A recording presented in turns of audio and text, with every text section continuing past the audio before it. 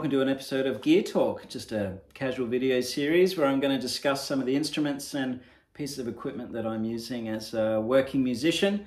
We're going to start today with the Brent Mason signature Telecaster, which has been such a great instrument for me. I've had it for a couple of years. It's really versatile, very reliable, super playable, and yeah, I've never had it professionally set up.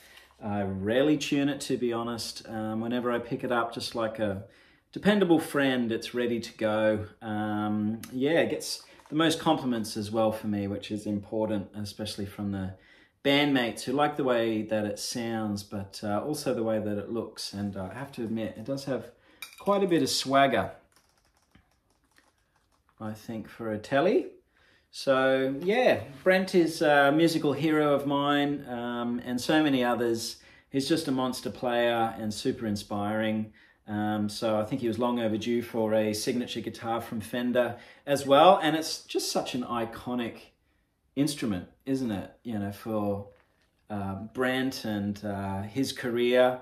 And you know, that 3 pickup configuration is just so synonymous with him and that Nashville trend. And it's great, you know, it does the traditional telly thing really well, but then you just get all these extra sounds with it too. So yeah, a really nice palette across the board from that setup, I think. So I got this guitar at Guitar Brothers in Red Hill here in Brisbane, and I think it got a release in like 2020, maybe early 21. I'm not sure many of them made it across to Australia in the dark days of the pandemic, but I'm glad this one did, and I was excited to see it in there. I tried it a couple of times, and then I just couldn't stop thinking about it, really. So I went in there and eventually pulled the trigger, and I'm glad that I did. I've used it on lots of gigs, quite a few studio sessions. I use it here all the time for demos and jingles and that kind of thing. Yeah, really great guitar for tracking, you know, clean strummy stuff, percussive country stuff, warm jazzy blues stuff, you know, and if I'm ever wondering what guitar to go for, you know, for another layer or a second part in the overdubs, then, you know, this telly just works so beautifully in every context. So yeah, my experience with it over the last couple of years has been really positive. So I'd recommend it for anyone who's looking for a T-style in the collection, or would encourage you to pick one up if you see it in your local guitar store. It's just a really cool axe. So yeah, I got this one, and then a few weeks later had a Skype lesson, which my wifey got for my birthday, with Brent. And yeah, it was just super cool to have him beam across from Nashville and just spend an hour with him. He was pretty happy to see me with the guitar. He was really pleased with how it all worked out. You know, especially this neck pickup, which he said was a bit sweeter than the original. And yeah, I just think overall it's a great package. So we'll just go through some specs and sounds here today. I'm not really set up for a professional audio recording on these videos. I'm just playing straight into my iPhone, so there's plenty of great demos, I'm sure, on the tube. Yeah, I really loved Fender's promo vid with Brent that he did with his band. You know, he's playing Blowing Smoke and Hot Wired, and just, you know, sharing his story with the, you know, with the history of the instrument as well. Yeah, which is just so cool. So yeah, check that out if you want to really hear it in action. So yeah, let's go from the headstock there. We've got Spurzl tuners. There's Brent's signature on the back, and then maple on maple for the neck and fretboard, and ash body. Pretty classic combination of timbers there. Really comfortable neck for me, somewhere between a C and a D profile, I suppose. It's not too wide, not too chunky. Yeah, just sort of a comfortable flattish C profile, I suppose. 21 frets, 9.5 radius, I believe, and just got a lovely grain on the fretboard too, which you might be able to pick up there in the iPhone. Yeah. Really cool. Down here is, you know, the pickup configuration, which I'll talk through in a sec. And then this sort of grayish, bluish hue. Yeah, it's not everyone's cup of tea. I really like it. And it's kind of a matte finish. I don't know if it's maybe sort of a thin skin sort of paint job there. And I wouldn't say that it's like flaky and delicate, but it really just has started wearing and relicking itself naturally just through the gigs that I've played with it. So you can just see some of that wear and tear just kind of forming naturally, right? Which I kind of like, you know, rather than sort of picking up a heavy aged relic.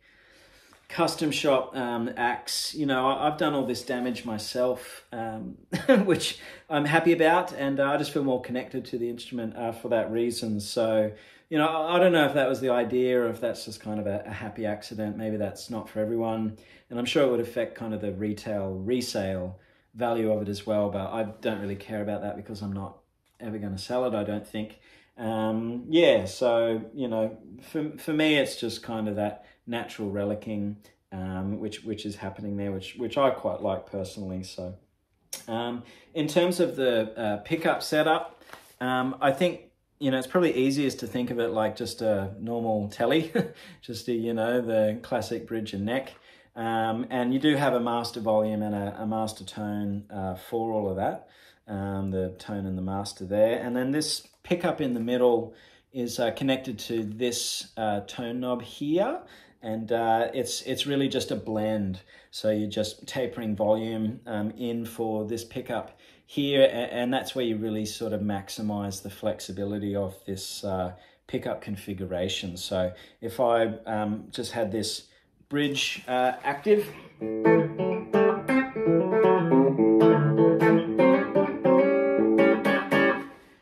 you know, compared to other tellies which I've owned, which can have that super harsh treble and kind of top out eventually, this one's a lot warmer, I think, and sort of has a bit more of a fatness to it. It does that traditional kind of telly bridge tone quite well, but I find myself just blending this pickup in about halfway, and that will just kind of add some low end to this here, and that can be quite a good just kind of all-purpose strumming position if I'm you know, just kind of working through you know, just kind of a basic rhythm guitar part.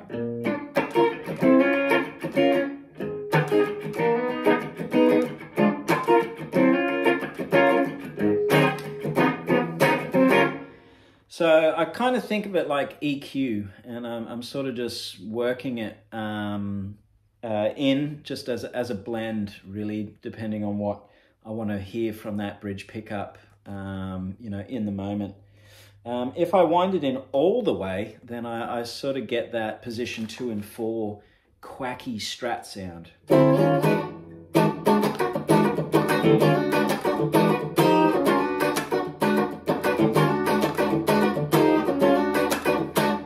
Right, so it kind of gives you that funky guitar sound as well, you know, mimicking the Strat.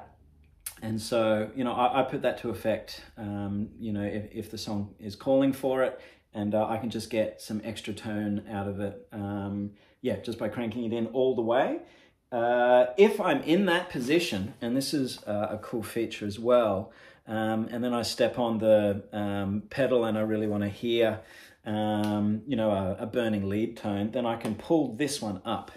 And so this is kind of a new feature, which I'm not sure if it's on Brent's original, or it might now be, but if I bring that up, it cuts that middle pickup out of the circuit, and I just get the bridge going straight in. So, you know, if I need to switch gears pretty quickly in the middle of a song, I can have my funky clean rhythm part there, and then when it's time to rock, I'll bring that up, step on the gas, and then, yeah, I just get that burning bridge lead tone going straight to the amp that way.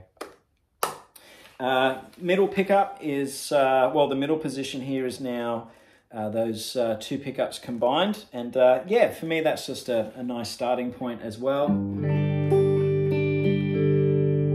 Over the years, that's sort of become my, you know, default setting.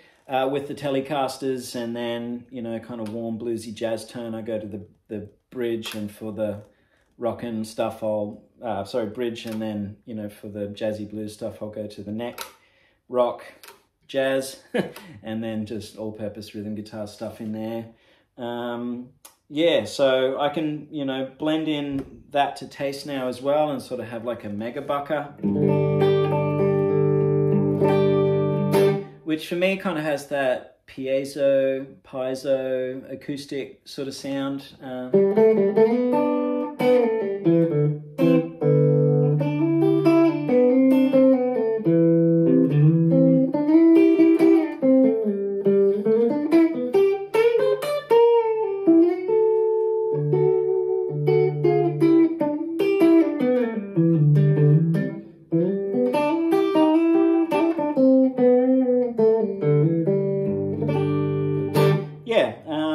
So there's just another sound which you might find handy. And then for me, this one on its own, you know, I've been using the Wampler Ego compressor, and I tend to just leave that on with sort of a low blend of the squishiness. But I find when I move to that pickup there, I turn the compressor off as well, and I just get a more natural sort of open sound from the pickup that way. It is quite balanced to the other pickups, but I find a little boost when I move to that one from the rhythm tone, which doesn't bother me, and I tend to use that more for mellower kind of sounds, or I might even be sitting on that pickup for the whole song. But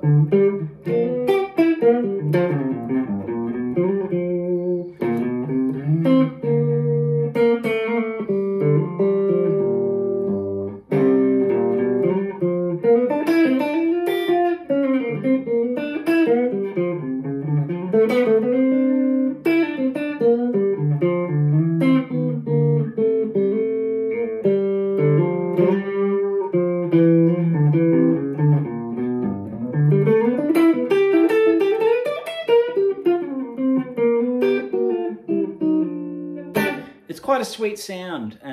Sounds really good with sort of low gain pedals as well, like the Greer Lightspeed sort of thing.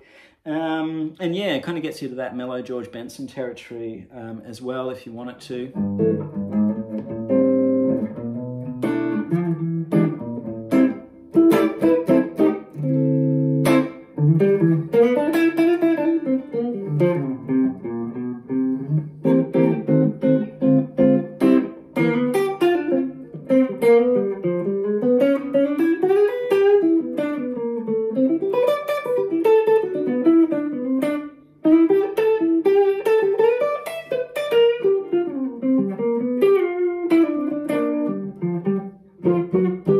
Yeah, so, you know, just to give you an idea, you're probably not capturing the full majesty of the instrument through the iPhone recording.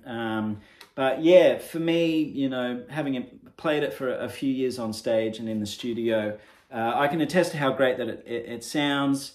It's very even. It just slots itself nicely into the mix, you know, on a session or live.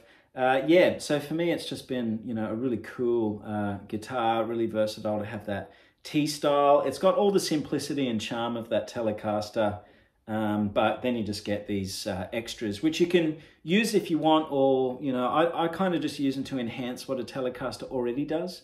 That's how I sort of think about it. And then when I wind this middle pickup in all the way, then, you know, I can access some other tones as well, sort of that acoustic kind of faux acoustic sound, or the position 2 in the Strat as well. So, you know, and it rocks. Yeah.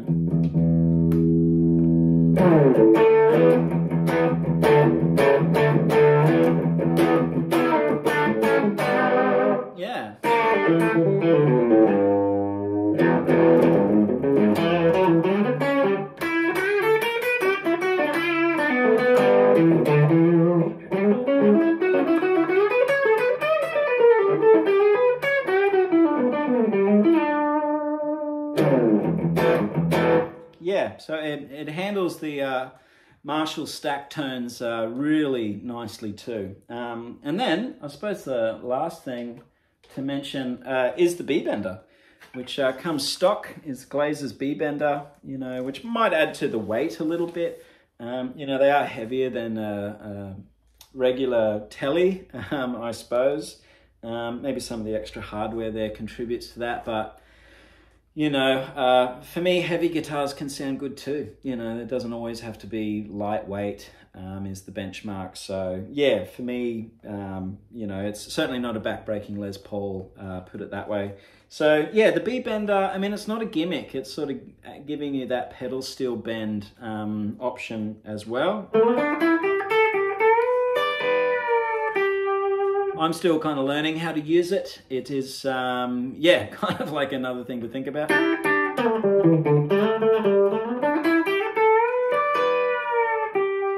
And you sort of have to lean into it a bit, you know, leveraging the body weight. So it's a bit harder to play sitting down. Yeah, there are some songs which I'll really explore the B-Bender, and you know, for me, it just kind of adds another cool thing to the guitar.